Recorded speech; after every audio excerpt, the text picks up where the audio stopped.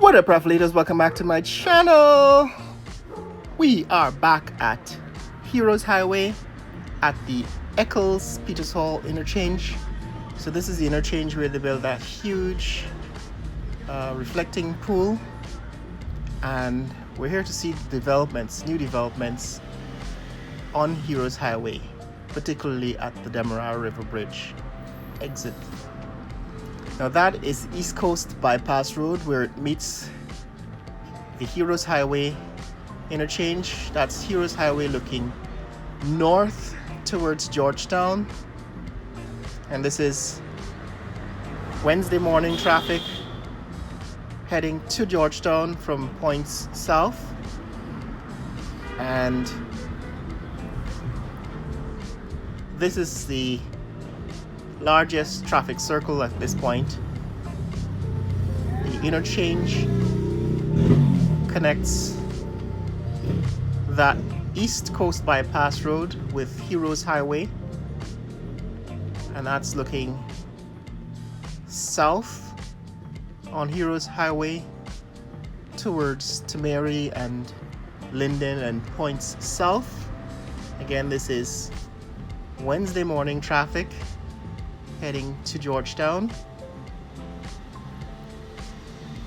This traffic circle is one of two traffic circles within 2 miles of each other. In other words, we're about 3 miles away from Georgetown at this point, and this traffic circle is about 1.5 miles away from the one at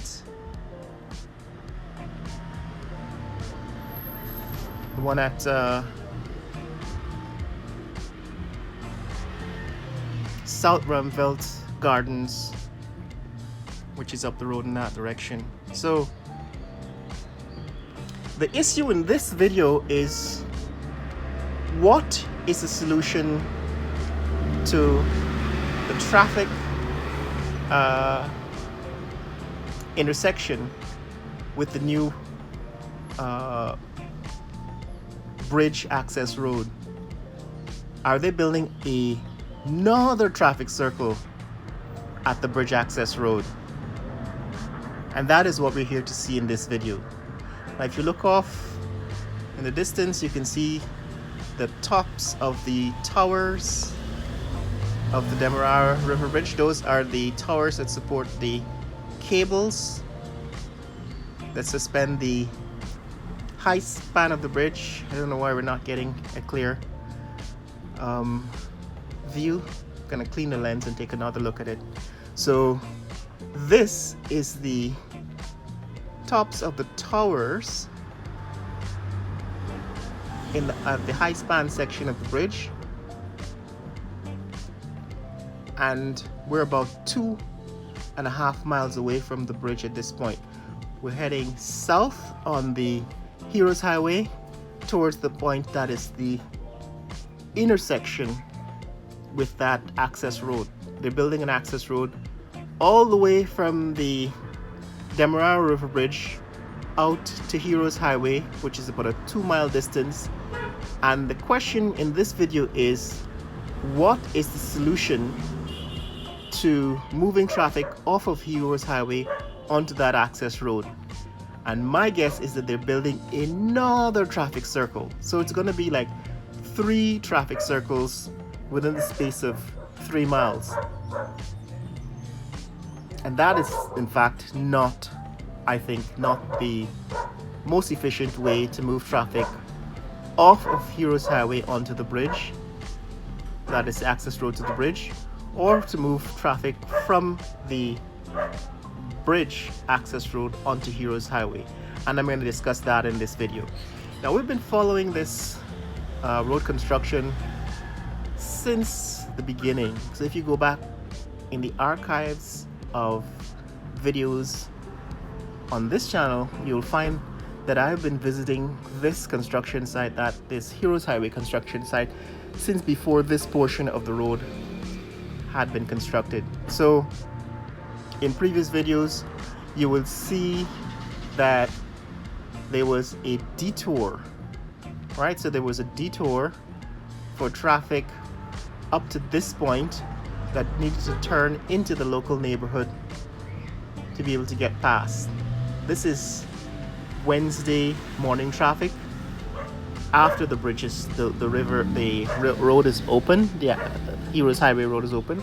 But back then, there was traffic coming out of this neighborhood, out of these local neighborhoods, that is Providence, that couldn't move on, couldn't use this highway, and that traffic was detoured onto the local streets at this point. So when we started looking at the construction of this road, the very first time we came here, they hadn't even built the median yet. So the median was not built, constructed. The surface of the roads, that is the concrete surface, was not yet constructed, and the culverts, right, that run across the road, they had not yet been constructed. So we were actually visiting this construction site, the construction of Heroes Highway, way before the road existed. And you can go back in the archives to see those videos. Now that it's been completed, the question is this the best solution? Is this the best that we can do? And is building a traffic circle, another traffic circle at the intersection with this new access road to the bridge, is that the best solution? Now I challenge you, those of you who are following road construction and bridge construction in Guyana, I challenge you to find another country or another place in the world where they have built a traffic circle at the entrance and the exit of the bridge. Right, so you can have all this traffic coming off of the bridge, and all this traffic, this is Wednesday morning, weekday morning rush hour traffic, traveling on Heroes Highway, and you're going to create a bottleneck at a traffic circle. Because remember what a traffic circle does. A traffic circle reduces the traffic flowing on this 4-lane highway to 1 lane. To be able to get around the traffic circle, there's usually 1 lane of traffic. Sometimes there's an inner lane and an outer lane, but it depends on where you're getting. Most of the time, it's 1 lane of traffic going around the traffic circle. And that is why this is not a good solution for the bridge access ramp.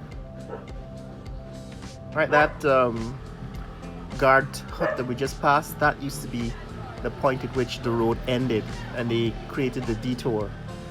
And this part of the road did not exist when we started coming to look at this construction project. Now we're back to see the solution that the government is implementing to create a access road that empties onto Heroes Highway, and it gives Hero Highway traffic access to the bridge. And looking at the shape, now we're a good distance away, you can see from the shape of the area of construction that is going on, that it suggests to me that they're building 2 semicircular roads, right, just from the shape of the area around the construction site.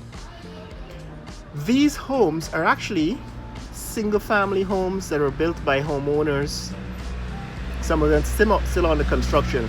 And the reason why they back up directly onto the highway is because the highway actually had to cut through existing neighborhoods at this point. So rather than building the highway through the cane fields at earlier points, which we talked about in the previous video, where a lot of that land is being sold to investors and friends and family of the government, at this point you don't see the same thing, because these neighborhoods in Providence had already been in possession of homeowners. And so these people are already building the homes when the government came in and basically used eminent domain to confiscate attractive land to lay out this part of the road. And so what is left is people who own private property and that private property backs up onto the highway. Now that is the towers of the Demerara River Bridge over the roofs of the houses in this neighborhood. As we approach the construction site, you can see they've made some progress with building these drainage channels. They're actually putting in concrete drains beside the highway, and they're putting a huge culvert underneath the highway. Right, we actually saw the early construction of this culvert. Now what they're doing is actually making it bigger and wider, and making the concrete walls longer. And the reason why is because they're actually building a traffic circle around this culvert, and you're going to see that why I make that conclusion at this point as we get closer. So they're building these drainage these concrete drains on both sides of the road to move water away from the road, because what happens in rainy season, huge amounts of water will pool onto this impervious road surface, and that water has to be channeled away from the road as rapidly as possible to prevent flooding. And so what they're doing right now is building that drainage system.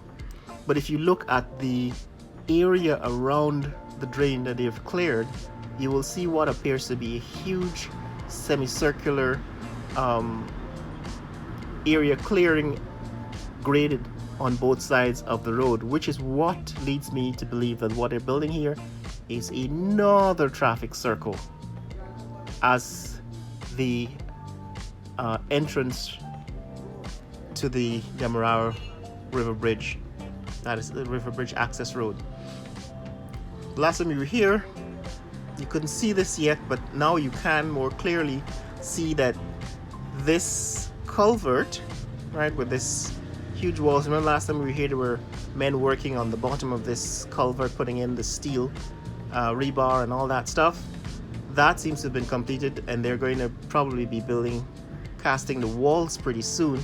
But if you see how far it extends and the area that is graded around this area construction site, you can see what appears to be the outlines of a semicircle on both sides, which means that this is going to be a traffic circle. Right? You can see straight ahead, that is the towers of the Demerara River Bridge. Right? You can see the tops of the towers that will hold the cables that suspend the high span of the bridge. Straight ahead between the buildings on both sides of this path, that is going to be the access road 2 miles away from the bridge.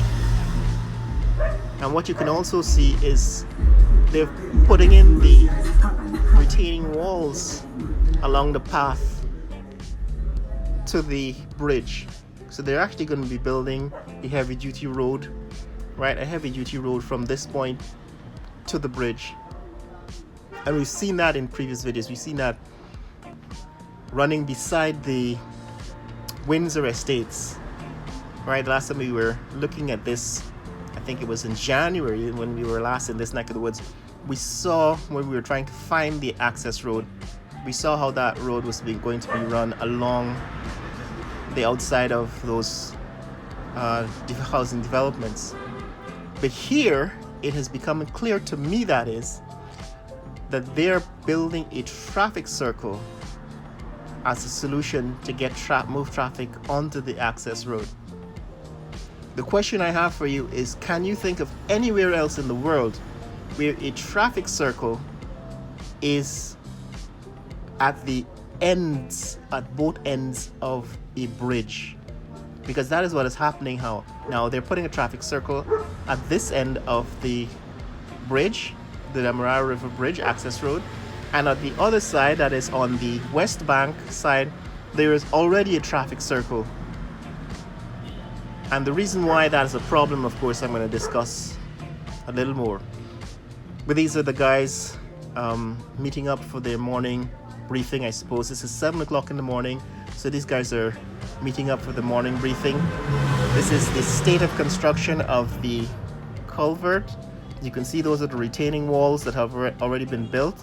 Those retaining walls are going to be running alongside the road, the access road to the bridge, and they've actually built that retaining wall all the way past Windsor Estates at this point. You can see straight ahead is the Demerara River Bridge, so those retaining walls are going to be built all the way to the bridge, and then they're going to put the roads in between those retaining walls. But at this point, on Wednesday morning, these guys are working on completing the culvert. You can see they've already covered the top of the culvert with the woodwork that's going to uphold this, is going to hold the cement that's going to be laid on the roof, and they're continuing the drainage system that is building this deep drain that dips down at this point to meet the culvert, which suggests to me that it's going to be covered at this point. In other words, this is also a clue that what they're building here is a traffic circle, because if you notice, the drain dips down into the ground as it gets closer to the culvert, and my guess is that they're going to put a roof over it, cover it, and then build a road, the traffic circle above, over the culvert and the drains. But of course, like I said, all of this drainage work has to be done to move the huge quantities of water that will accumulate at this point during the rainy season, because of course this is a tropical country and we get lots and lots of rain at rainy season, and so you're going to need all of this volume, capacity to drain water away from the road surface, prevent hydroplaning and flooding and so on. So that of course is a very good forward-thinking solution. Tells you that the government is implementing some knowledge about the weather and the flooding problem in this area. But that is not enough. The reason why I ask if you can name any other place in the world where a bridge has a traffic circle at the beginning and the ending at both entrances is because I can't think of any. Not in Europe, not in the United States, not in Asia. These are the places I've actually visited. Only in Guyana. And the reason why that's a bad idea is because, like I said, it's going to create traffic congestion. You're going to get a buildup of traffic at rush hour that's going to back up onto the bridge. So now you have a bridge with standing traffic, with traffic jams on the bridge at rush hour because you have these bottlenecks at both ends. And why do you have bottlenecks? Because you have 8 lanes of traffic now. 4 lanes on Heroes Highway going in each direction, and 4 lanes coming off of the